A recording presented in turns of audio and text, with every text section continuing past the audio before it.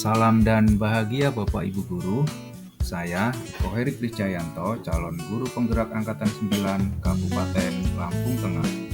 Dalam video kali ini saya akan menyampaikan aksi nyata modul 1.4 budaya positif.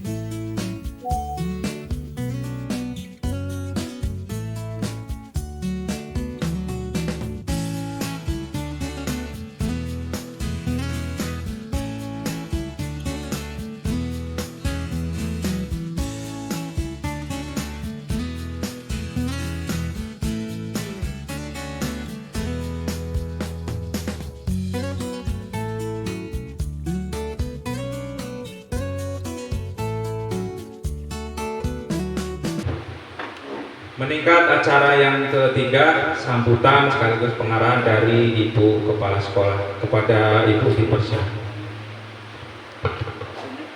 Bismillahirrahmanirrahim. Assalamualaikum warahmatullahi wabarakatuh. Waalaikumsalam warahmatullahi wabarakatuh.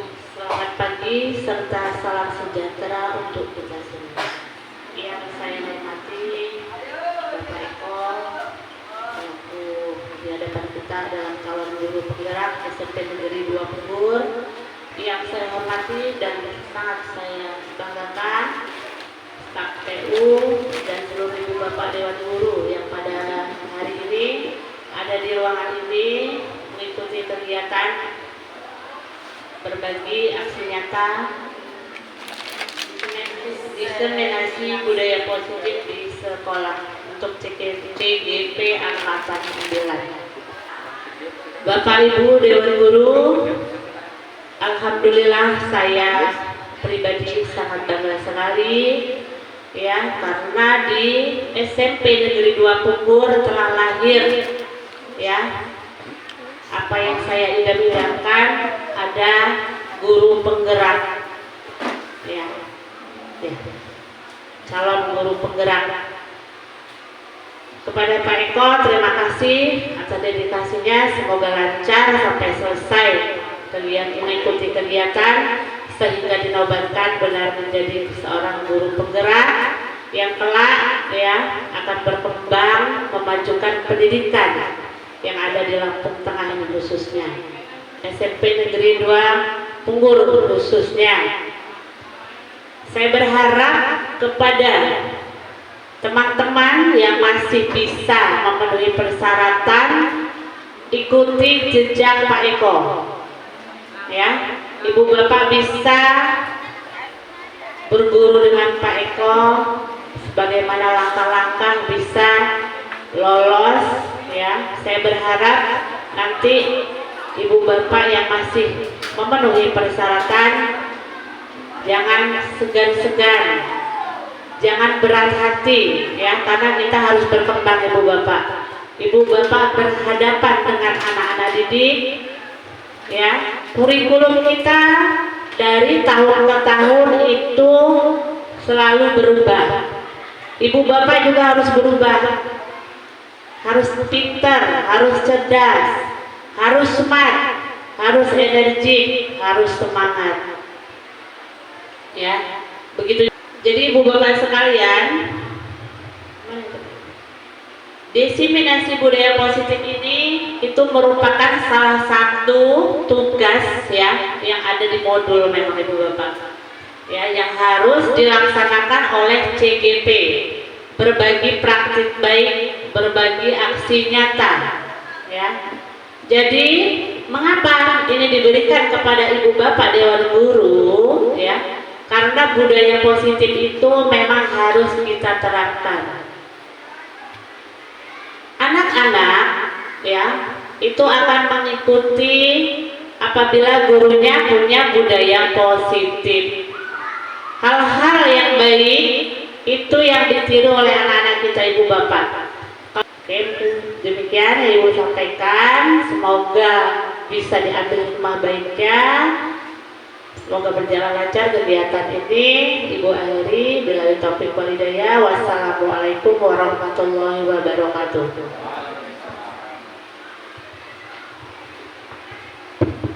Terima kasih disampaikan kepada Ibu Rita. meningkat acara yang keempat yaitu doa. Dalam hal ini dimohon bantuannya kepada Pak Muhammad Taufik untuk memimpin doa dalam kegiatan hari ini. Persilakan Pak. Assalamualaikum warahmatullahi wabarakatuh. Bapak Ibu sekalian, marilah kita berdoa sebelum mengikuti acara resolusi. Dan doa ini adalah doa menurut agama Islam. Kepada saudara-saudara saya non Muslim agar berdoa sesuai syariat atau keyakinannya masing-masing. Rabbana atina fid dunya hasanah wa fil akhirati hasanah wa qina adzabannar. Sallallahu ala sayyidina Muhammadin wa ala alihi wa sahbihi wa baraka wa sallam. Subhana rabbika rabbil izzati amma yasifun. Wassalamu ala mursalin walhamdulillahi rabbil alamin. Assalamualaikum warahmatullahi wabarakatuh.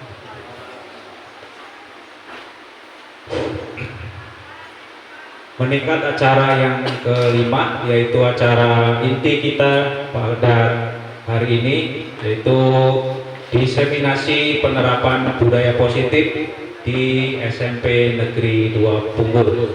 Dalam hal ini akan disampaikan secara langsung oleh saya sendiri Bapak Ibu. Jadi mohon izin berdiri Bapak Ibu di hadapan Bapak Ibu sekalian. Terus terang nih sangat nervous Bapak Ibu, karena di hadapan Bapak Ibu adalah guru-guru yang lebih berpengalaman, kemudian juga guru-guru hebat yang saya kenal selama ini. Bapak Ibu, sejatinya kegiatan hari ini adalah aksi nyata dalam rangka memenuhi tugas selama saya mengikuti tugas dalam pembelajaran daring ini. Ini baru modul 1 Bapak Ibu, jadi modul 1.4 dengan aksi nyatanya menyebarkan pemahaman. Jadi diseminasi ini penyebaran pemahaman tentang budaya positif di sekolah.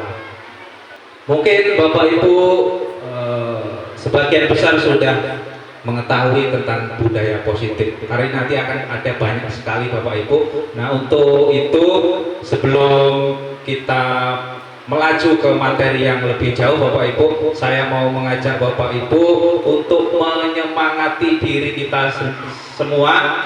Kita berolah vokal dan berolahraga terlebih dahulu. Ya, silakan Bapak Ibu berdiri. Silakan Pak Aprian diputar musiknya. Ini lagu kesukaannya Ibu Riri sebenarnya.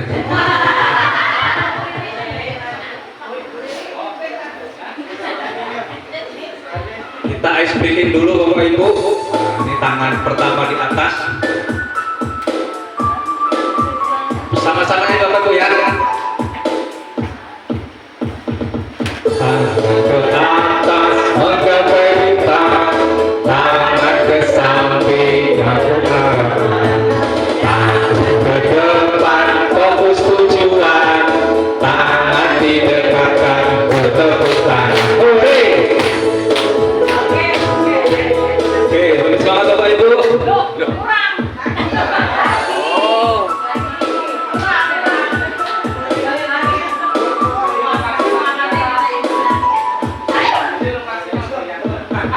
Tangan ke atas menggapai bintang, tangan ke samping merangkul teman, tangan di depan fokus harapan, tangan di depan bertepuk tangan. Beri.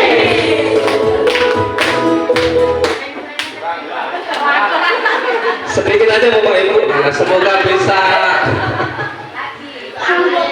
bisa menyemangati hari ini untuk mengikuti kegiatan penyebaran pemahaman kali ini. Silakan Pak ya, kita tampilkan.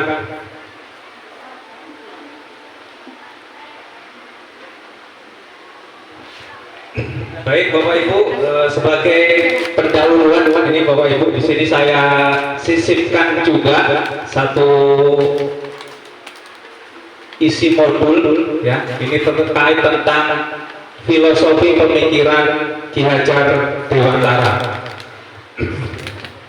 Ki Hajar Dewantara ini mengumpamakan sekolah itu sebagai sebuah ladang tempat persemayaman bibit.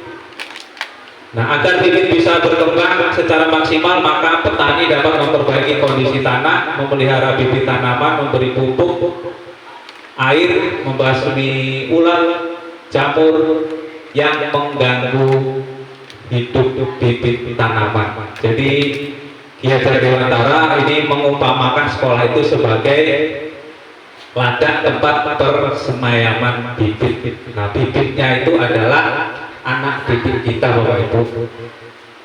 Dan kita di era yang sekarang ini, karena sistem Bapak Ibu, jadi bibit yang kita dapatkan itu kita tidak bisa memilih. Jadi semua akses itu dibuka lebar untuk agar anak-anak bisa menempuh pendidikan. Jadi ini beliau mengumpamakan sekolah itu sebagai ladang tempat persemayaman bibit. Nah, dari uraian tersebut kita dapat memahami bahwa sekolah itu diibaratkan tanah tersebut bercocok tanam, sehingga guru ini harus mengusahakan sekolah jadi lingkungan yang menyenangkan. Nah, dalam hal ini menjaga dan melindungi murid-murid dari hal-hal yang tidak baik. Dengan demikian karakter murid tumbuh dengan baik sesuai dengan profil pelajar Pancasila. Nah, usaha apa yang dilakukan atau peran apa yang dilakukan oleh guru ya, dengan kita membimbing mereka, menuntun mereka, karena sejatinya mereka itu memiliki kodratnya masing-masing. Dan kita hanya menuntun, mengarahkan mereka menuju kebahagiaan mereka Bapak Ibu. Nah, selanjutnya Bapak Ibu kita akan masuk ke budaya positif. Tentu Bapak Ibu sudah sering mendengar budaya positif. Dan ini ada pertanyaan pematik Bapak Ibu. Apa itu budaya positif dan apakah di sekolah kita sudah tercipta? Nah, ini monggo Bapak Ibu silakan disampaikan kira-kira apa saja sih budaya positif yang sudah ada di sekolah kita. Silakan Bu Erma.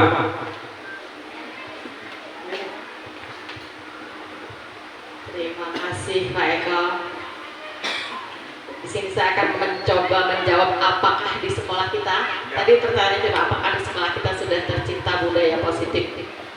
Menurut pendapat saya sudah banyak sekali yang sudah diciptakan di sekolahan kita untuk berbudaya positif.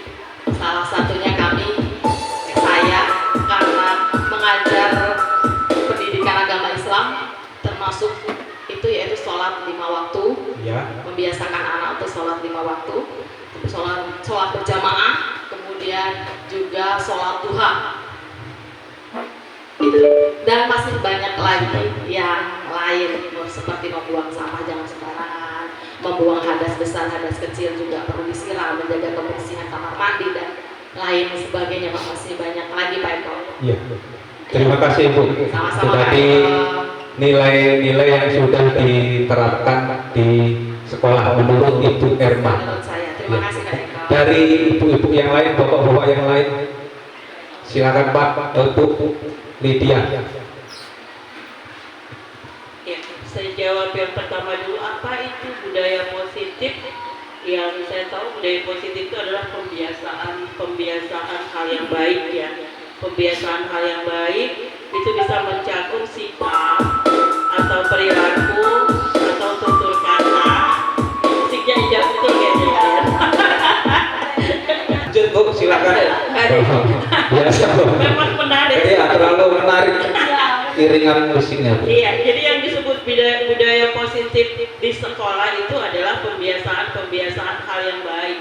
Bisa mencakup sikap, bisa perilaku, bisa juga tutur kata oleh seluruh warga sekolah.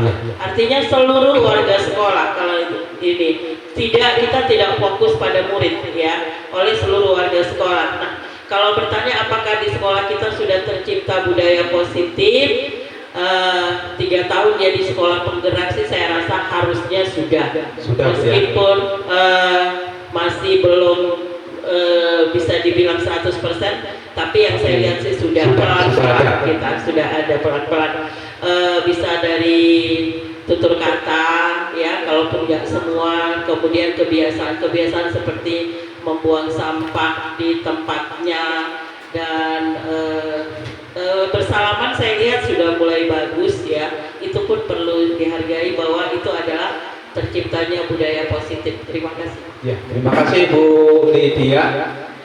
Jadi budaya positif itu memang sebenarnya sudah ada di sekolah kita waktu itu. Kita sudah melakukannya, namun mungkin belum tahu kalau itu sebenarnya nilai-nilai yang ada yang dikembangkan dalam budaya positif. Nah, nanti akan lebih banyak lagi Bapak Ibu yang akan kita gali tentang budaya positif. Jadi dari dua jawaban Bu Erma dan Bu Lydia tadi sebenarnya sudah ada budaya positif di sekolah kita. Tinggal komitmen kita untuk menerapkannya secara lebih lanjut. Jadi di sini Bapak Ibu, budaya positif di sekolah itu yaitu nilai dan kebiasaan di sekolah yang berpihak pada murid agar mereka dapat berkembang menjadi pribadi yang kritis, penuh hormat, tanggung jawab sesuai dengan profil pelajar Pancasila. Ini Bapak Ibu untuk budaya positif. Selanjutnya, nah untuk menjalankan budaya positif tersebut Bapak Ibu, nah ini ada konsep inti yang harus kita semua pahami. Jadi ini kita berbicara lebih luas. Jadi seluruh warga sekolah. Ya, yang pertama disiplin positif, kemudian nilai-nilai kebajikan, keyakinan kelas, teori motivasi perilaku manusia, kebutuhan dasar manusia, hukuman dan penghargaan, 5 posisi kontrol guru dalam hal ini, kemudian segitiga restitusi. Nah, inilah konsep-konsep yang harus dipahami dalam menjalankan budaya positif. Kalau tadi disampaikan ada kebiasaan-kebiasaan, misalnya budaya 3S ya, salam senyum sapa, kemudian sholat zuhur, kemudian kita semua melaksanakan berdoa sebelum dan sesudah pembelajaran, kemudian ada juga stop bullying. Nah, itu sebenarnya juga nilai-nilai kebajikan yang sudah dikembangkan di sekolah kita. Berikutnya Pak Aprian. Nah, kita masuk ke materi yang pertama Pak Ibu, ini disiplin positif. Jadi isi dari budaya positif tadi yang itu tadi Bapak Ibu, ada berapa tadi? 8 ya. Disiplin positif. Nah, ketika kita mendengar kata disiplin, apa yang terbayang di benak Anda? Apa yang terlintas di pikiran Anda? Nah, ini coba mohon bapak-bapaknya nih, apa kalau bicara disiplin? Nah, Pak Kardi, silakan Pak.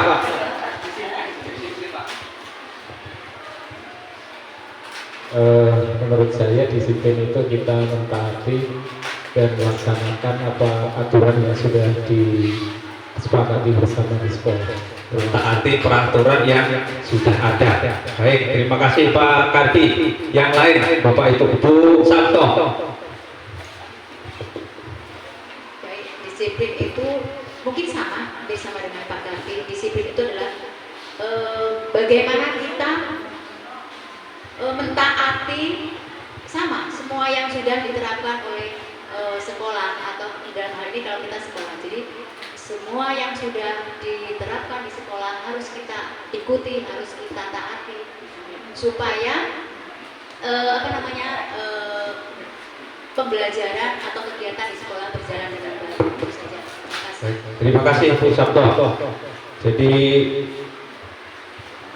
disiplin dari beberapa jawaban Bapak Ibu, ini intinya mentaati peraturan yang ada. Ya, kalau di sekolah berarti peraturan di sekolah, di rumah ya di rumah, di tempat kerja juga seperti itu, harus ada disiplin.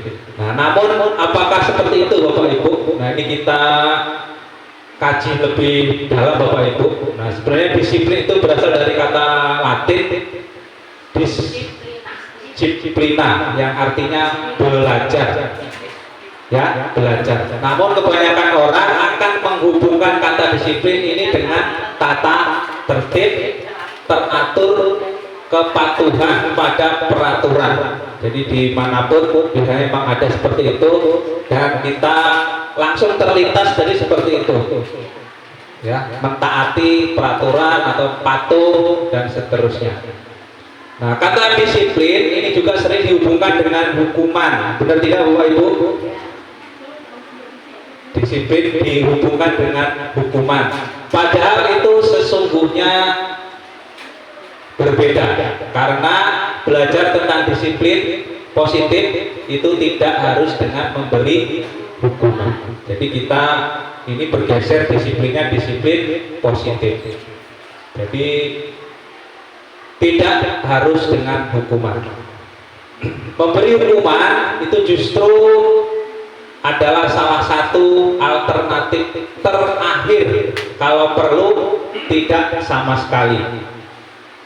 Namun kita tidak bisa memungkiri Bapak Ibu bahwasanya karakter anak-anak kita, nah, latar belakang anak-anak kita, apakah itu dari budaya, dari lingkungan masyarakatnya dan seterusnya, dia membawa potensinya masing-masing.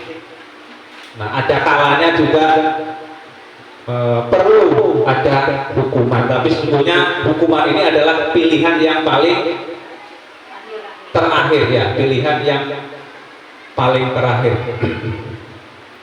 Murid yang memiliki disiplin positif ini akan memiliki motivasi internal, jadi motivasi yang muncul dari dalam dirinya sendiri. Yang motivasi internal yang tinggi dalam menguasai diri untuk melakukan tindakan yang sesuai dengan nilai-nilai kebajikan universal. Jadi itu, jadi murid yang memiliki disiplin positif itu memiliki motivasi internal. Selanjutnya Pak Aprian, nah kita akan mengkaji lebih lagi tentang nilai-nilai kebajikan universal atau nilai kebajikan yang berlaku secara umum nih Bapak Ibu. Nilai-nilai kebajikan adalah sifat-sifat positif manusia yang merupakan tujuan mulia yang ingin dicapai setiap individu. Nilai-nilai tersebut bersifat universal, lintas bahasa, suku, bangsa, agama maupun latar belakang. Nah, ini nilai-nilai kebajikan. Kemudian setiap perilaku atau perbuatan memiliki suatu tujuan. Ini berdasarkan teori kontrol oleh Dr. William Glasser. Selanjutnya dengan mengaitkan nilai-nilai kebajikan yang diyakini seseorang, maka motivasi intrinsik akan terbangun sehingga menggerakkan motivasi dari dalam untuk dapat mencapai tujuan yang diinginkan. Ini juga kutipan dari si kolok ini ya, Diana Gosek. Selanjutnya Pak ya, nah, apa nilai-nilai kebajikan dalam institusi atau organisasi? Nah, kita sudah 3 tahun ini Bapak Ibu ya, mengenal istilah profil pelajar Pancasila. Nah, ini juga termasuk nilai-nilai kebajikan universal ya, nilai-nilai kebajikan. Yang pertama, beriman dan bertakwa kepada Tuhan yang Maha Esa, berakhlak mulia, berkebinekaan global, gotong royong, mandiri, kreatif dan bernalar kritis. Ini contoh nilai kebajikan yang dikembangkan dalam hal ini dalam dunia pendidikan kita. Nah, kemudian ada juga nilai-nilai kebajikan di IBO Primary Year Program ya. Ini ada toleransi, rasa hormat, integritas, mandiri, menghargai dan seterusnya. Lanjut Pak Aprian, ini banyak sekali nilai-nilai kebajikan.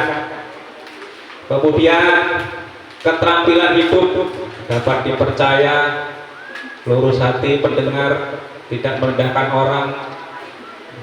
Kemudian the 7 essential virtues, jadi ada empati, suara hati, kontrol diri, rasa hormat. Nah, itu tadi Bapak Ibu contoh-contoh nilai kebajikan. Namun dari kesekian ini Bapak Ibu, ini sesungguhnya sudah dirangkum di dalam profil pelajar Pancasila, sudah dirangkum di situ.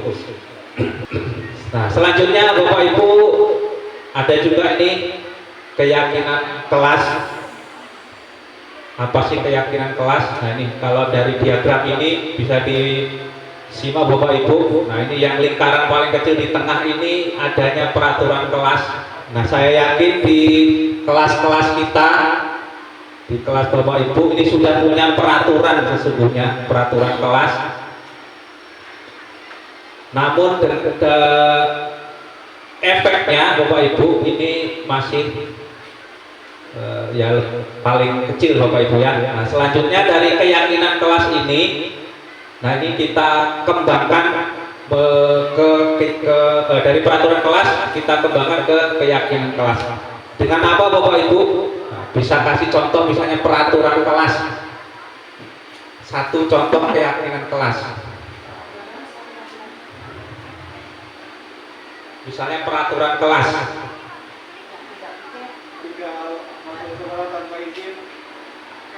Ya, datang tidak terlambat. Itu biasanya itu kalau ya salah satu Bapak Ibu, datang tidak terlambat atau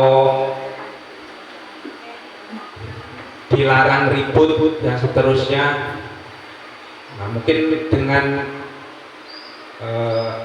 kalimat-kalimat yang lebih kompleks, lebih panjang mungkin Bapak Ibu. Nah, untuk mewujudkan keyakinan kelas, nah dari peraturan yang ada itu Bapak Ibu, kita bisa menyederhanakan.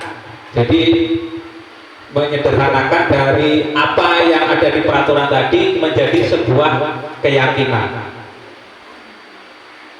Misalnya tadi ada Bu, tidak datang terlambat. Nah, itu kira-kira nilai kebajikan yang diambil dari situ apa Bapak Ibu? Dari nilai-nilai tadi. Disiplin. Atau mungkin misalnya tiket kelas atau apa mungkin peraturan kelas terkait dengan kebersihan. Jadi itu kaitannya nilai yang dijaga adalah menjaga kebersihan. Dari sini Bapak Ibu, setelah keyakinan terbentuk, maka akan terciptalah lingkungan yang positif tadi ya. Nah, ini lingkungan yang positif. Nah, dari lingkungan positif ini maka akan terbangunlah budaya positif. Jadi ini kita mulai dari skup yang kecil dulu Bapak Ibu, misalnya dari kelas kita.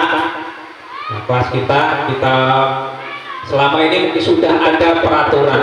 Jadi kalau ada peraturan itu tentu ada konsekuensi atau yang melanggar akan mendapatkan apa tadi ya, mendapat sanksi, mendapat hukuman dan seterusnya. Nah, untuk itu kita harus perlahan-lahan bergeser dari peraturan menjadi keyakinan. Kalau nilai-nilai yang sudah kita yakini, maka yakin saja Bapak Ibu pasti akan diterapkan seperti itu. Nilai-nilai kebaikan itu pasti akan diterapkan.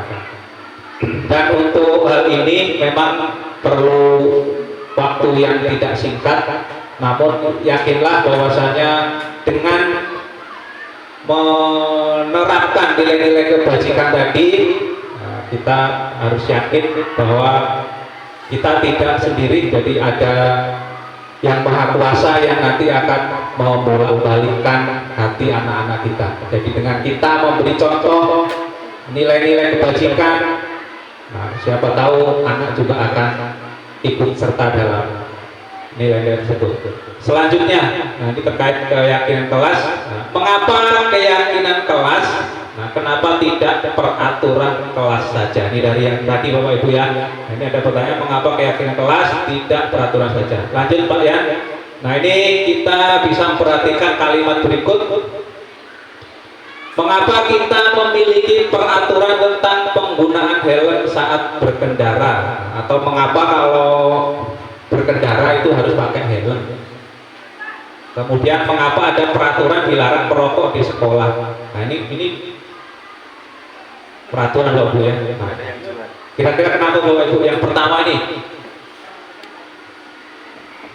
mengapa ada peraturan tentang penggunaan helm saat berkendara?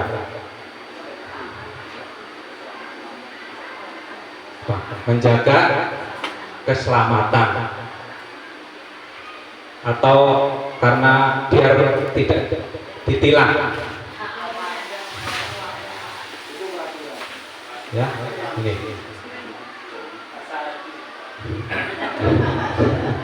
saat ini nggak pernah pakai helm. Ya. Mengapa ada peraturan dilarang merokok di sekolah? Apakah karena belum bisa membeli rokok sendiri atau ada alasan lain?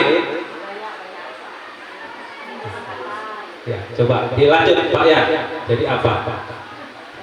Nah, jadi ternyata nilainya yaitu keselamatan dan kesehatan. Itu tadi Bapak Ibu. Jadi nggak pakai helm itu. Oh iya. Gak mau. Emang harus dikoreksi Bapak Ibu. Ya, fokus. Terima kasih Bapak Ibu. Ya, harus dikoreksi. Kayaknya Bu Erma yang ini ya. Jeli. Oke, jadi ternyata keselamatan dan kesehatan itulah yang disebut sebagai keyakinan. Jadi bukan karena takut polisi, bukan karena tidak punya uang beli rokok tadi Pak ya. Karena kita nilai keyakinannya yaitu kesehatan dan keselamatan.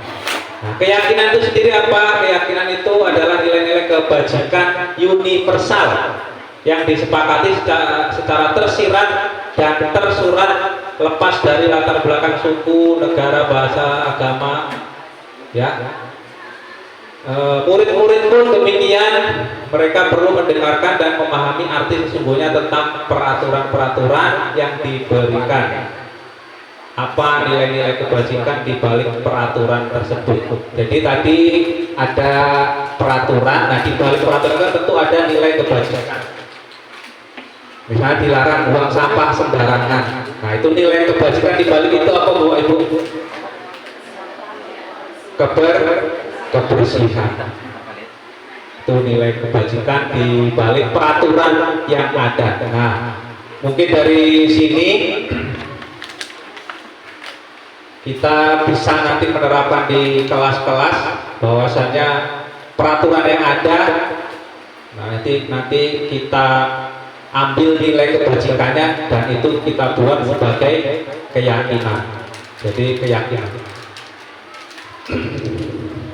Selanjutnya, setiap tindakan atau perilaku yang kita lakukan di dalam kelas dapat menentukan terciptanya sebuah lingkungan yang positif. Perilaku warga kelas tersebut menjadi sebuah kebiasaan yang akhirnya membentuk sebuah budaya positif. Nah ini tadi Bapak Ibu, ini tindakan-tindakan kita tentang nilai-nilai kebajikan tadi. Nah ini akan terbentuk yang namanya budaya positif. Lanjut Pak Aprian. Masih keyakinan kelas nih, suatu keyakinan akan lebih memotivasi seseorang dari dalam atau motivasi intrinsik, akan lebih tergerak dan semangat menjalankan keyakinan tersebut. Nah, keyakinan kelas sendiri merupakan metode untuk menimbulkan kembali disiplin positif. Jadi penerapan disiplin yang tanpa hukuman tadi.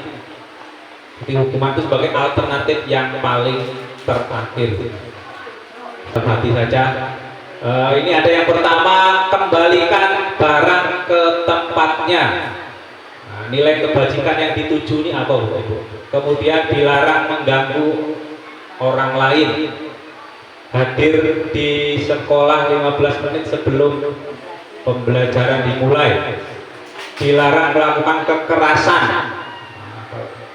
Dilarang menggunakan narkoba, bergantian atau menunggu giliran. Nah ini Bapak Ibu ada 1, 2, 3, 4, 5, 6. Bapak Ibu PR di dalam hati Bapak Ibu. Nah, apakah nanti ketika slide dibuka jawabannya sama Bapak Ibu? Nah, ini hanya kita menggali nilai-nilai kebajikan di balik peraturan ini. Kembalikan barang ke tempatnya. Ya, monggo Bapak Ibu. Ya Pak Edi. Tanggung jawab. Oke, catat ya, simpen Bapak Ibu. Catat nomor pertama tanggung jawab.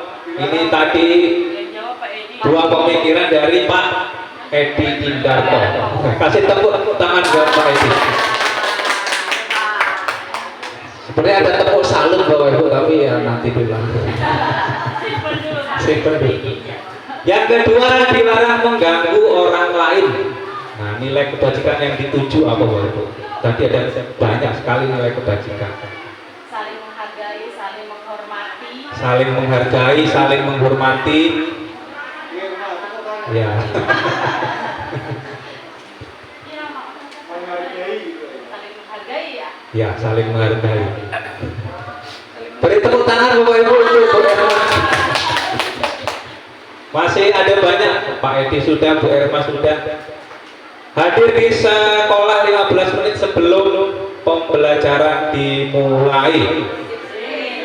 Disiplin.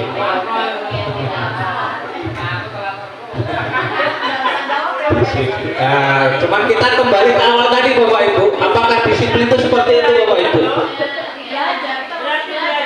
Apakah disiplin tadi harus mentaati nih, misalnya hadir nih dari konsep yang awal tadi Bapak Ibu? Oke, kita catat Pak Yan. Oke, yuk kasih tepuk Pak Yan. Berikutnya, dilarang melakukan kekerasan.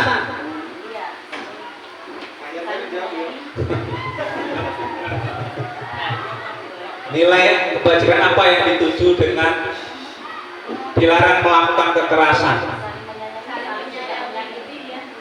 Menyayangi, menyakiti, jadi tidak menyakiti. Karena banyak sekali Bapak Ibu nilai-nilai kebajikan tadi ya.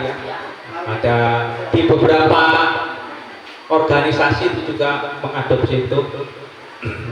Dilarang menggunakan narkoba, tadi ada ya contoh tadi ya. Bergantian atau menunggu giliran. Sabar. Baik. Kita buka Pak ya. Yang pertama, kembalikan barang tempatnya, itu tanggung jawab.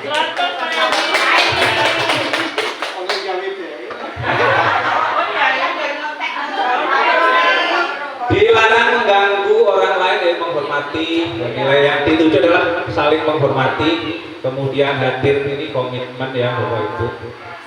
Kemudian dilarang melakukan kekerasan, ya, karena untuk keselamatan Bapak Ibu, kekerasan.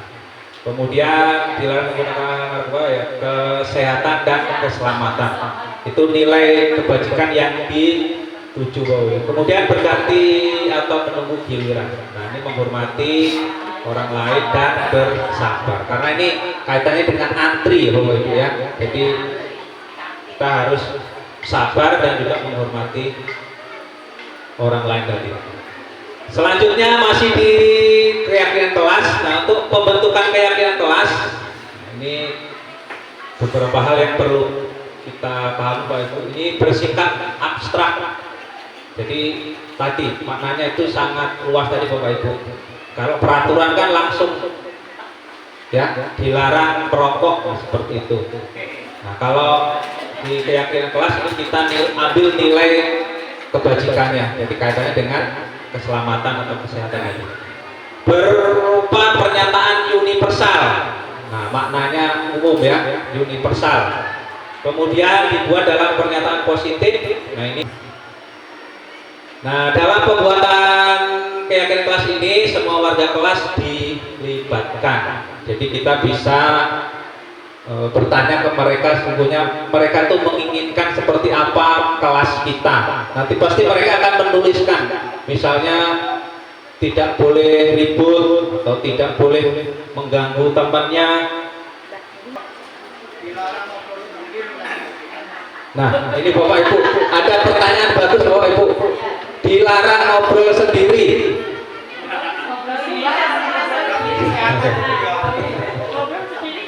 Dilarang ngobrol sendiri.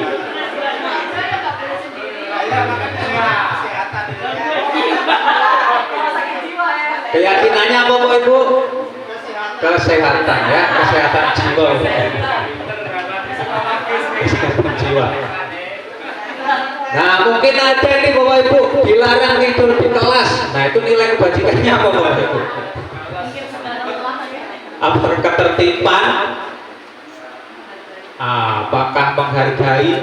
Nah, dilarang tidur di kelas. Jadi nilai yang dituju adalah menghargai tadi Bapak Ibu ya. Nah, ini contoh-contoh, itu bisa lebih banyak lagi. Menjaga kebersihan tadi ya, ini kaitannya dengan larangan-larangan atau himbauan tentang buang sampah, kemudian saling menghormati. Ini juga kita memperlakukan sesama atau orang lain. Oke, lanjut Pak Aprian. Nah, baru dua Bapak Ibu ya, baru dua. Baru keyakinan kelas. Nah, ini ada teori motivasi. Sebelum ke sana mau nyanyi lagi Bapak Ibu? Tapi lagunya itu aja sih. Lanjut Pak Aprian. Lagu lagi ya, lagu lagi Pak Aprian. Sambil di ya apa yang ada dinikmati Bapak Ibu. Berdiri Bapak Ibu. Pak Karno belum berdiri, berdiri Pak Karno cari teman biar bisa merangkul.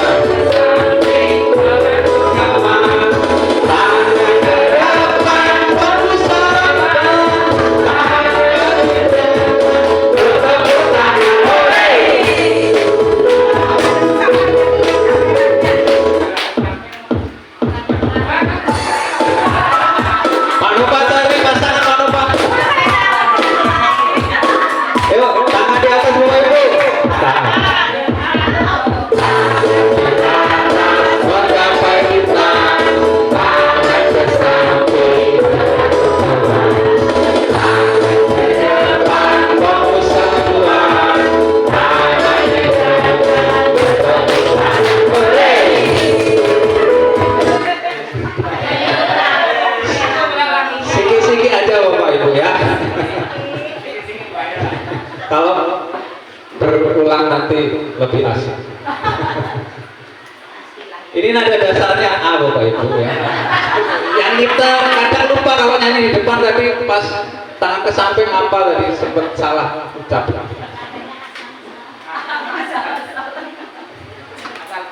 Ya, oke.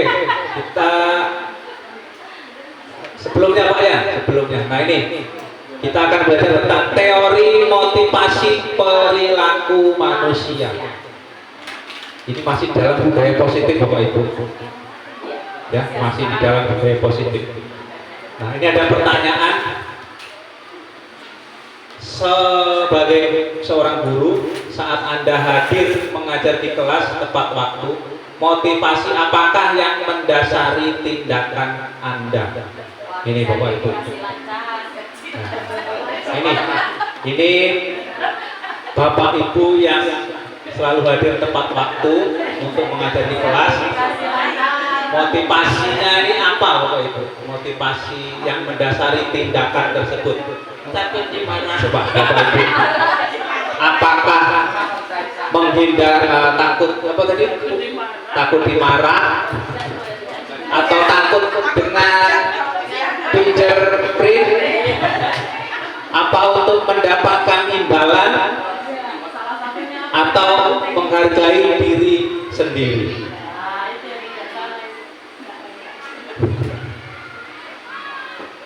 Oke, buka Pak Aprian. Nah, ini. Apakah Anda datang tepat waktu karena tidak ingin ditegur oleh atasan? Anda kemudian mendapat surat peringatan dalam hal ini menghindari ketidaknyamanan dan hukuman ya. Selanjutnya Anda ingin mendapat pujian dari atasan. Nah, nanti yang mana Bapak Ibu? Ini yang mana ini? Yang mana? Apa karena tidak ingin ditegur atau karena ingin dapat pujian? Ya, pujian. Dan menjadi orang yang menghargai waktu, menghargai diri sendiri sebagai teladan murid, karena Anda percaya tindakan Anda sebagai guru akan dicontoh. Ya. Jadi Pak Taufik pilih yang ketiga ya. Nah, teorinya jadi apa Bapak Ibu? Sudah ada gambaran Bapak Ibu apakah menghindari hukuman, mendapat pujian atau karena ingin menghargai diri sendiri tadi? Ya. Buka Pak Aprian. Nah, ini jadi menurut Diana Gosen ya. Ini dalam bukunya apa nih Pak Aprian? Restructuring School Discipline. Restructuring School Discipline. Saya tulis kecil. Tentang teori motivasi perilaku manusia. Nah, ini yang pertama Bapak Ibu. Apakah orang berperilaku itu untuk menghindari ketidaknyamanan atau hukuman? Kemudian yang kedua untuk mendapat imbalan dari orang lain, ya bisa pujian dan tadi ya Bapak Ibu, untuk menghargai diri sendiri. Nah ini jadi ada 3 motivasi yang melatari seseorang itu melakukan tindakan atau perbuatan. Nah yang nomor 1 dan 2 ini termasuk dalam motivasi eksternal karena ada pengaruh dari luar. Apa takut karena dengan atasan, takut dengan fingerprint tadi ya, atau pengen mendapatkan pujian, imbalan. Nah kalau masih dipengaruhi dari luar berarti dia motivasinya eksternal.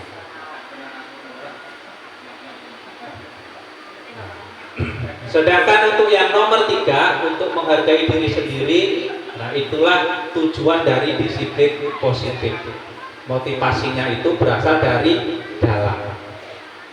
dalam diri sendiri atau internal, bukan karena faktor luar yang mempengaruhi atau mengintimidasi kita.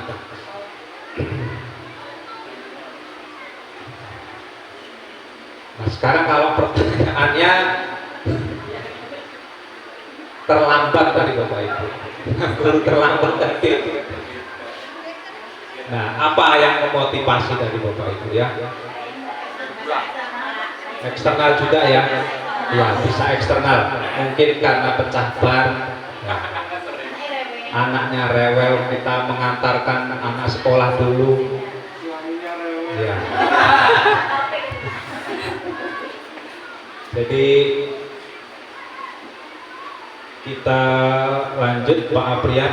Nah ini tentang kebutuhan dasar manusia. Jadi apa saja sih kebutuhan dasar manusia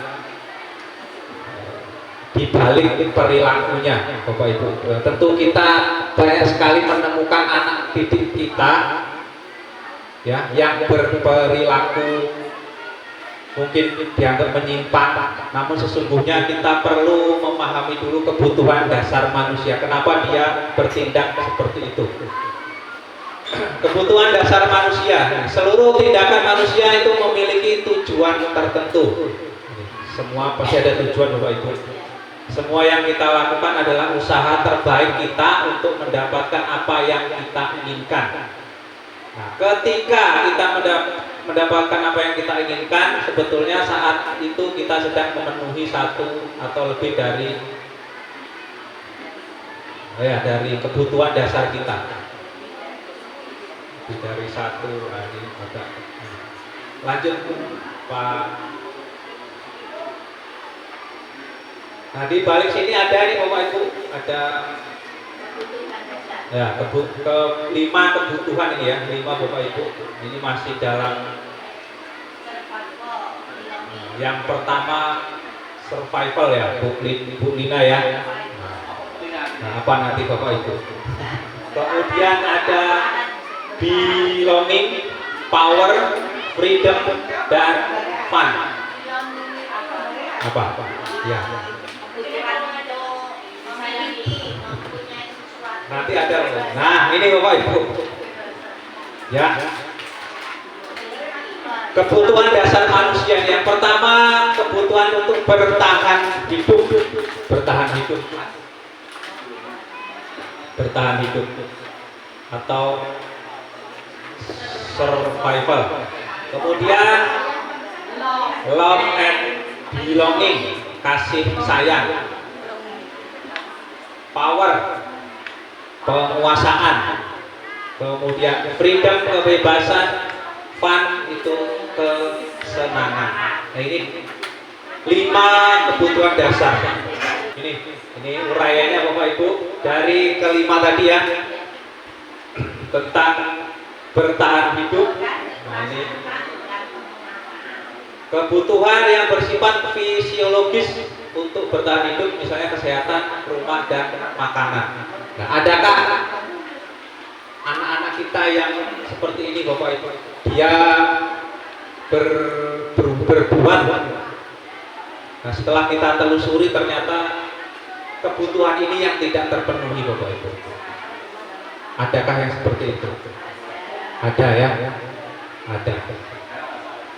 Maka dari itu ini sangat penting Bapak Ibu. Kita harus mengetahui sesungguhnya apa yang melatari mereka berbuat seperti itu. Kemudian cinta kasih, ini juga banyak kita temukan di anak-anak kita.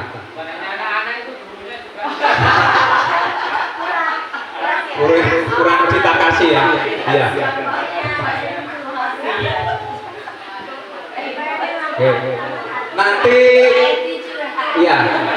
Nanti bisa diketahui Bapak Ibu dengan satu materi lagi nanti ya, tentang segitiga restitusi. Nanti yang ketahuan apakah Bapak Ibu guru ini juga kurang terpenuhi cinta kasihnya ya. Ya. Nanti ada coaching Bapak Ibu, coaching. Bu Riri tersenyum-senyum ya.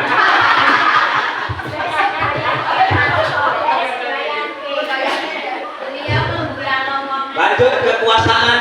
Nah ini kebutuhan ini meliputi keinginan untuk dianggap. Iya. Ya cuman larinya nanti dia menguasai Bapak. Kalau sudah berkuasa dia menguasai. Nah ini dianggap berharga, bisa membuat perbedaan, bisa membuat pencapaian kompeten, diakui, dihormati. Nah ini pasti tujuannya seperti ini. Ini tentang kekuasaan. Jadi nanti ujungnya juga dia akan berusaha menguasai yang lain. Selanjutnya freedom, kebebasan. Ini kebutuhan akan kemandirian, otonomi, memiliki pilihan dan mampu mengendalikan arah hidup. Nah, anak-anak dengan kebutuhan kebebasan yang tinggi menginginkan pilihan.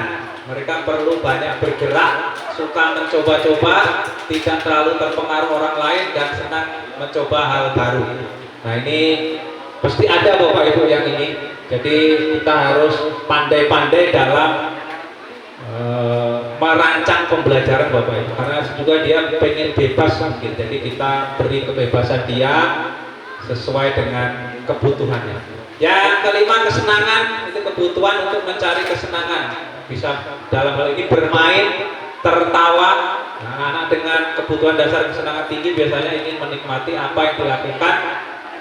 Nah, mereka juga bisa berkonsentrasi sangat tinggi. Oke, lanjut Pak Aprian. Nah, sekarang kita analisis kasus berikut. Ini ada satu kasus. Tahun ini Dimas genap berusia 17 tahun. Ia senang sekali ketika ayahnya mulai mengajar cara menyetir mobil. Setiap akhir pekan ia berlatih menyetir. Ia terlihat senang sekali berlatih sampai akhirnya ia bisa menyetir mobil dengan baik dan lancar. Ketika ibunya bertanya pada Dimas, apa yang membuat dia ingin bisa menyetir, apa yang membuat dia ingin bisa menyetir, ketika jawaban Dimas adalah seperti ini, kebutuhan apa yang ingin dia penuhi. Kira-kira apa Bapak Ibu? Ini jawaban Dimas nih. Bapak apa Dimas tadi Pak ya?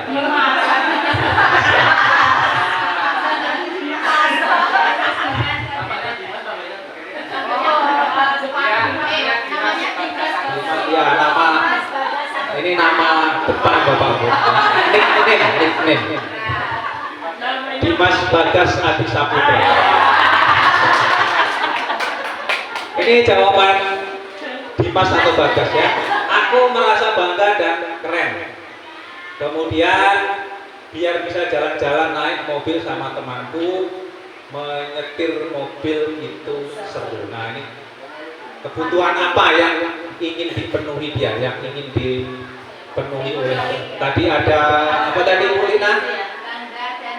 Rasa bangga dan keren, biar bisa jalan-jalan, menyetir mobil itu seru. Dibuka Pak Abrian. Bangga itu apa? Bangga itu tadi ya. Bisa jalan-jalan dengan teman, ini kasih sayang dan merasa diterima. Jadi mungkin kalau seperti itu temannya akan banyak, ya temannya banyak dan dia disayang teman karena saat dia berada di puncak seperti itu. Kalau yang menyetir, nah ini kesenangan ya, senang. Jadi dia merasa senang dengan menyetir mobil. Ya, ini jawabannya Bapak Ibu. Selanjutnya, apa yang terjadi apabila salah satu atau beberapa kebutuhan dasar anak tidak terpenuhi?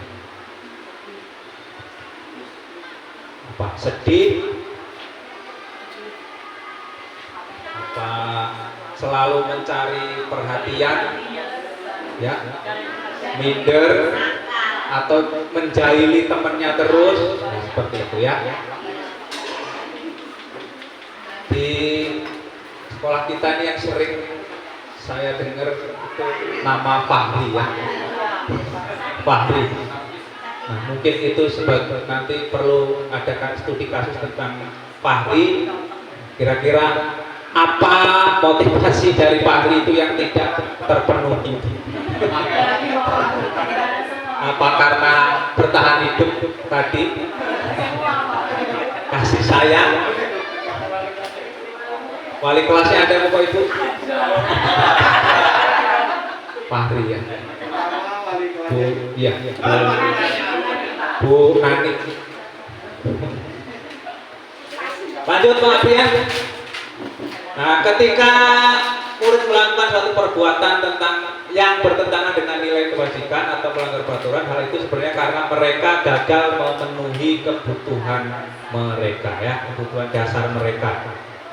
Kebutuhan dasar mereka. Mungkin ditinggal orang tuanya ke luar negeri, kemudian dia hanya dengan kakek neneknya atau bahkan dengan neneknya saja.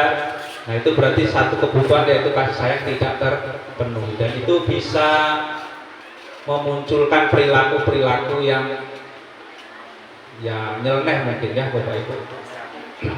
Lanjut Pak Aprian.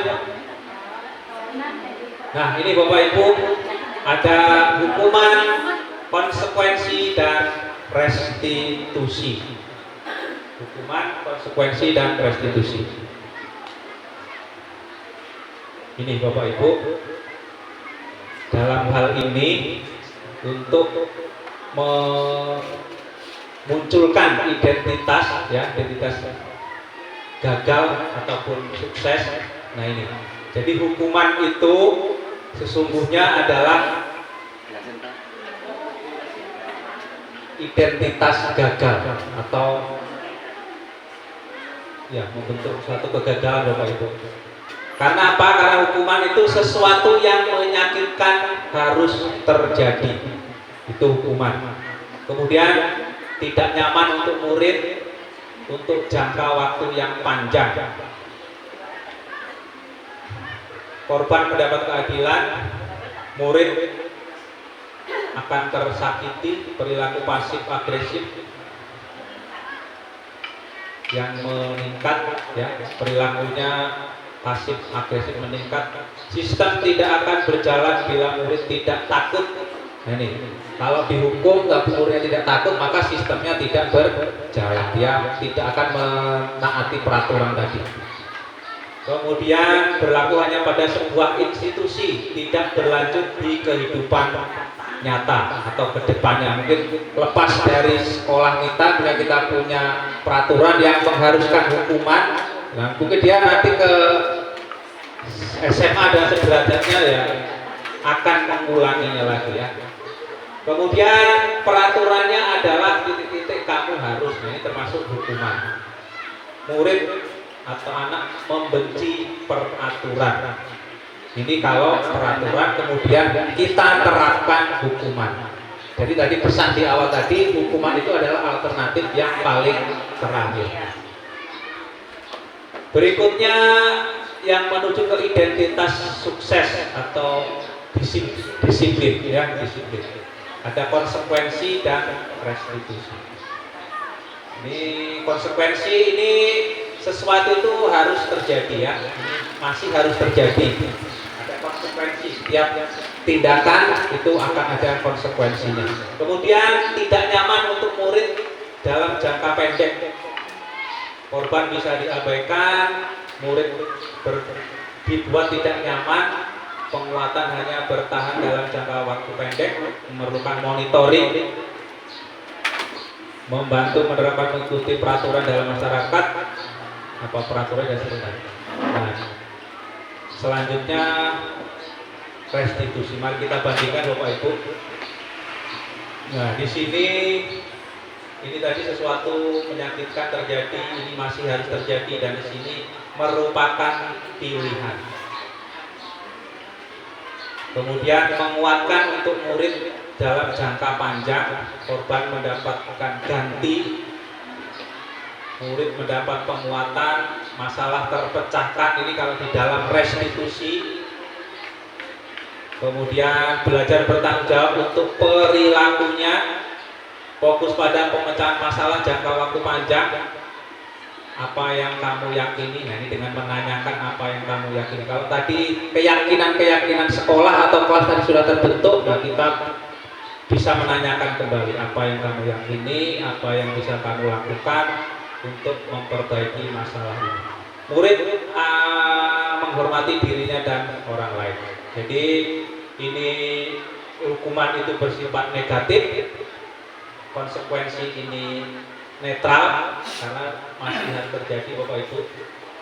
Kemudian yang restitusi, nah inilah yang positif. Jadi ini disiplin positifnya yang paling ideal di restitusi. Jadi untuk menyelesaikan masalah, jadi yang paling tepat itu adalah restitusi.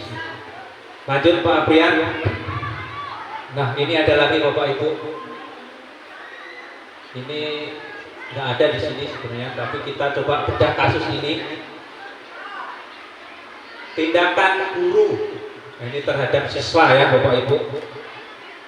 Yang pertama, mencatat 100 kali di dalam buku kalimat saya tidak akan terlambat lagi karena terlambat ke sekolah ini. Lari mengelilingi lapangan, murid diminta push up 15 kali Pak Kardi ya. Ini karena tidak pakai masker Pak Kardi. Mengganti kertas tugas teman yang dicoret-coret, membersihkan tumpahan air, disuruh mengenakan sepatu seharian di sekolah karena tidak menggunakan batu hitam, ya. Lari mengelilingi lapangan basket 2 kali karena terlambat untuk belajar PJOK. Nah, ini ada apakah hukuman atau konsekuensi? Yang pertama ini 100 kali mencatat hukuman ya. Hukuman catat Bu. Yang kedua, lari mengelilingi lapangan 2 kali hukuman. Diminta push up 15 kali hukuman. Mengganti kertas konsekuensi. Membersihkan tumpahan air konsekuensi. Murid disuruh untuk mengenakan sepatu hukuman ya, karena dia tidak pakai sepatu hitam. Lari mengelilingi konsekuensi. Ya, buka Pak Aprian. Ya. Jadi yang pertama ini hukuman dan konsekuensi. Nah, kita dibuat. Nah, sebelum ini tadi kita sudah sama-sama menyaksikan dampak dari hukuman tadi ya, dampak dari hukuman. Terus, oke lanjut, dihukum oleh penghargaan. Bapak Ibu sering memberi penghargaan ke anak-anak kita, anak didik kita. Mungkin karena nilainya tertinggi di kelas, nah kita beri penghargaan. Nah, sesungguhnya apa penghargaan itu Bapak Ibu? Kita buka Pak Aprian ya. Jadi ternyata Bapak Ibu, penghargaan itu tidak efektif. Kenapa? Karena suatu penghargaan adalah suatu benda atau peristiwa yang diinginkan yang dibuat dengan persyaratan. Hanya jika Anda melakukan hal ini, maka Anda akan mendapat penghargaan. Jadi harus ada syaratnya kan Bapak Ibu. Misalnya kita ikut memotivasi anak, siapa yang nilainya paling tinggi, atau kita mengawalinya dulu dengan motivasi agar belajar lebih giat agar nilainya tinggi, nanti Pak Guru beri hadiah. Nah, ternyata itu ya. Kemudian yang berikutnya, jika saya mengharapkan sesuatu penghargaan dan tidak mendapatkannya, maka saya akan kecewa, berkecil hati, sehingga mungkin lain kali saya tidak akan berusaha sekeras sebelumnya. Ya. Down Bapak Ibu ya, karena merasa gagal, tidak tercapai apa yang dia inginkan. Jika kita memberikan seseorang suatu penghargaan untuk melakukan sesuatu, maka kita harus terus-menerus memberikannya. Jika kita ingin orang tersebut meneruskan perilaku yang kita inginkan, jadi harus terus seperti itu. Ya, lanjut Pak Wayan. Jadi ini tidak efektif ya. Yang kedua, merusak hubungan. Kenapa dapat merusak hubungan? Ketika seorang diberi penghargaan atau dipuji di depan orang banyak, maka yang lain akan merasa iri, dan sebagian dari mereka tidak menyukai orang yang diberi. Ya, mungkin ada Bapak Ibu ya seperti itu, pasti ada. Kemudian jika seorang guru sering memberi penghargaan kepada muridnya, bersangkutan muridnya termotivasi hanya untuk menyenangkan gurunya, mereka tidak akan bersikap jujur kepada guru tersebut. Ya, hanya menyenangkan gurunya, menghargai guru, menghormati gurunya, maka dia melakukannya. Jadi bukan dari dalam lagi motivasinya. Selanjutnya, penghargaan menciptakan persaingan di dalam kelas dan menciptakan kecemasan. Jadi terjadilah persaingan, kompetisi. Mereka percaya bahwa mereka tidak memiliki kesempatan untuk mendapat penghargaan yang ini. Oke, lanjut Pak Aprian. Penghargaan menghukum. Nah, ini Bapak Ibu. Jadi penghargaan itu menghukum. Lanjut Pak Aprian. 5 posisi kontrol ini apa? Ini posisi kita Bapak Ibu saat ini berada di mana? Penghukum, pembuat rasa salah sebagai teman, pemantau atau manajer. Lanjut Pak Aprian. Seorang penghukum bisa menggunakan hukuman fisik maupun verbal.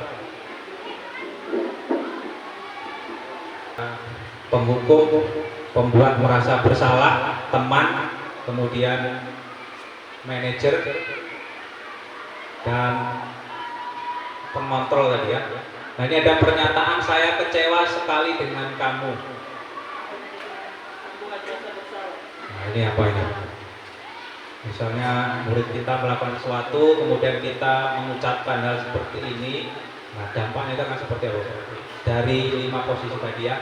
Kemudian buka aja Pak Aprian. Nah, pembuat merasa bersalah. Kamu tidak pernah benar melakukannya. Nah, ini menghukum, jadi langsung kita menjudge. Ayolah lakukan demi ibu atau bapak. Nah, ini posisi sebagai teman, jadi kita mengajak. Apakah kamu mau mendapat stiker bintang hari ini? Pemantau. Bagaimana kamu bisa menyelesaikan masalah ini? Nah, inilah posisi manajer. Kita memberikan ruang kepada anak yang berbuat tadi untuk menyelesaikan masalah. Jadi kita bukan mencari solusi, memberi solusi, tapi anak yang mencari solusi untuk menyelesaikan masalah. Kamu selalu yang paling terakhir. Nah, ini juga menghukum. Nah, berada di posisi mana kita sekarang?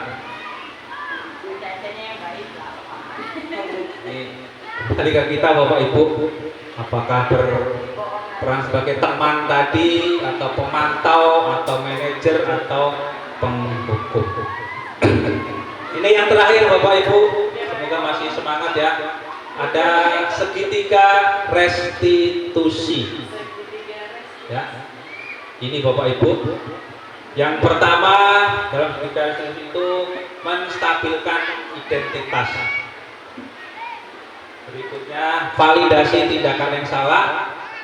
Yang ketiga menanyakan keyakinan.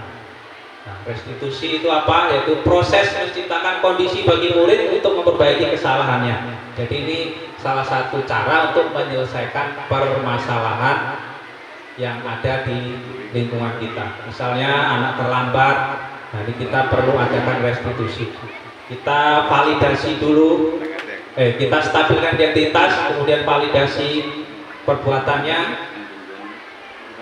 Oke, restitusi ini. Kemudian sekiranya itu adalah sebuah tahapan untuk memudahkan guru, orang tua pun sama, orang tua juga bisa, guru dan orang tua dalam melakukan proses untuk menyiapkan anaknya untuk melakukan restitusi. Oke, lanjut Pak Adrian. Tahapannya ada 3 ya, menstabilkan identitas si pelaku tadi, validasi tindakan yang salah, kemudian menanyakan keyakinan. Ini bagian menstabilkan identitas. Nah, ini kita bisa mengatakan kalimat-kalimat berikut. berbuat salah itu tidak apa-apa. Namun ada kelanjutannya Bapak Ibu ya. Namun kita harus belajar dengan tersebut dan mencari jalan untuk memperbaikinya. Kemudian tidak ada manusia yang sempurna. Nah ini juga bagian dari menstabilkan identitas. Jadi yang anak yang bersalah tadi tidak merasa dia itu satu-satunya orang yang bersalah.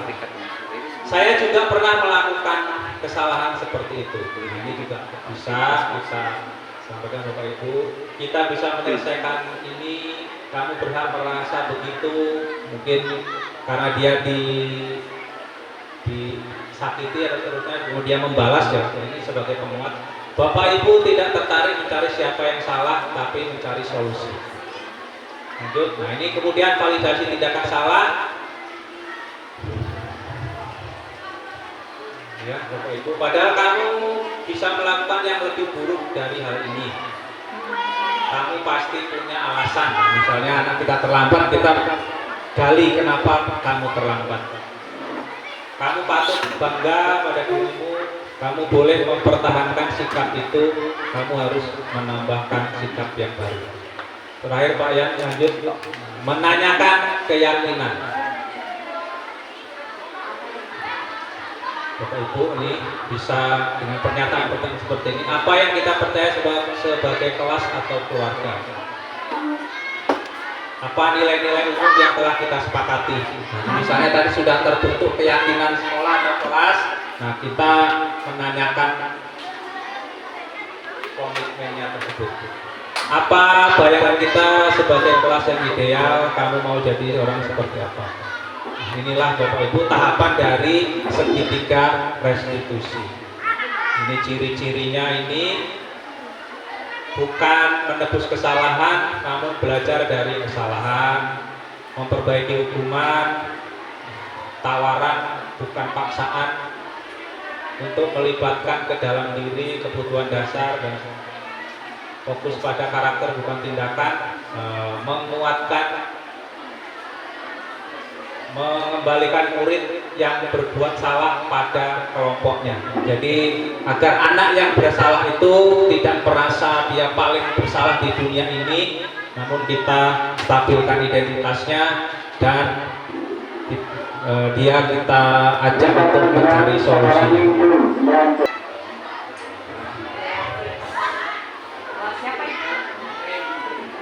Ini contoh Bapak Ibu, contoh saya ambil anak 8D Regi.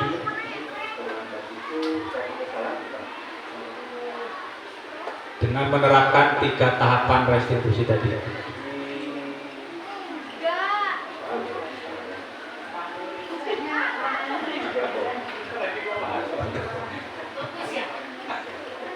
Ruangan saya Bapak Ibu, ruangan Bu Yuli, kameramen Bu Grace.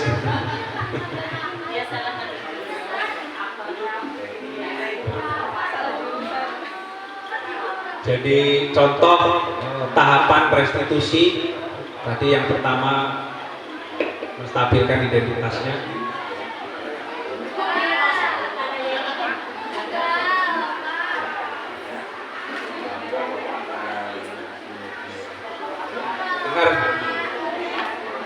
Ada di YouTube Bapak Ibu mungkin lebih ya.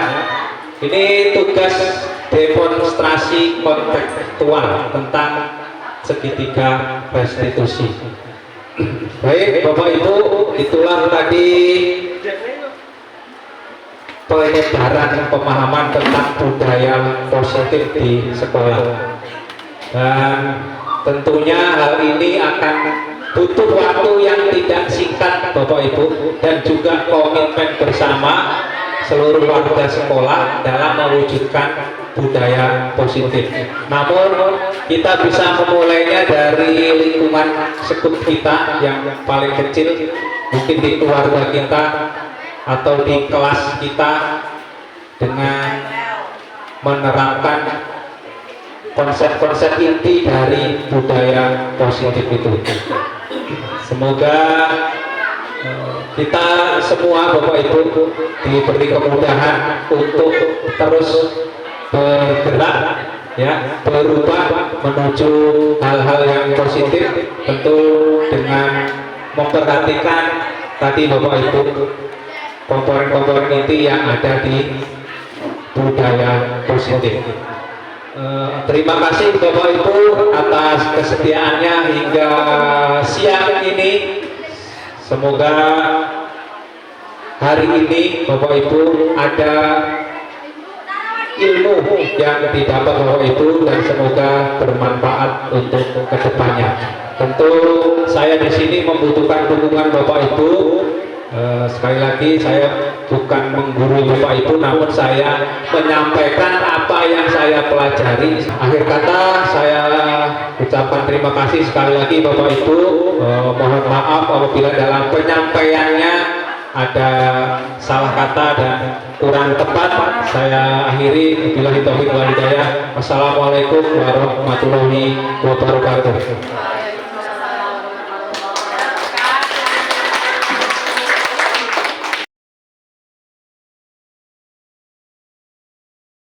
Dua, tiga. Assalamualaikum warahmatullahi wabarakatuh. Perkenalkan, nama saya Nova Setia Dharma. Di sini saya sebagai guru penjas SMP 2 Punggur. Pada kesempatan siang hari ini saya akan menanggapi materi diseminasi budaya positif yang disampaikan oleh Bapak Eko. Menurut pendapat saya, materinya sangat menarik dan saya dapat memahami pemahaman baru bahwa memberi hukuman bukan hal yang tepat dalam mendisiplinkan siswa. Mungkin itu salah satu tanggapan dari saya. Saya akhiri. Wassalamualaikum warahmatullahi wabarakatuh.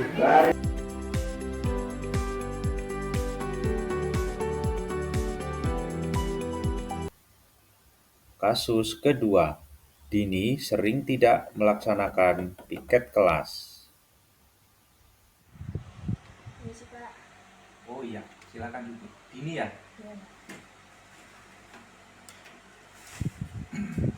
Ini Bapak sengaja panggil kamu ya, karena Bapak dapat laporan dari ketua kelas, katanya kamu sering tidak melaksanakan piket kelas. Seingat Dini sudah berapa kali tidak piket kelas? 2 kali. 2 kali. Menurut Dini, kalau tidak piket kelas itu suatu kesalahan bukan? Salah.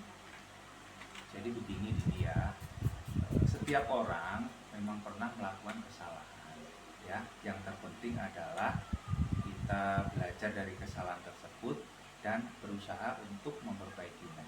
Ini setuju? Setuju, Pak. Nah, sekarang kita cari solusinya bersama-sama ya. Ini tidak piket kelas tentu punya alasan. Apa alasannya? Saya lupa kalau hari ini jadwal piket saya, Pak. Lupa kalau ada jadwal. Iya. Terus Berangkatnya kesiangan. berangkatnya kesiangan. Oh itu, jadi itu alasanmu. Iya. Ini ingat keyakinan kelas kita? Iya, Pak. Kalau tidak piket itu apa yang dilanggar? Apa yang tidak sesuai dengan keyakinan kelas apa? Kebersihan. Kebersihan. Menurut ini kebersihan penting tidak? Penting. Kenapa? Untuk kelas kita lebih nyaman untuk ditempati.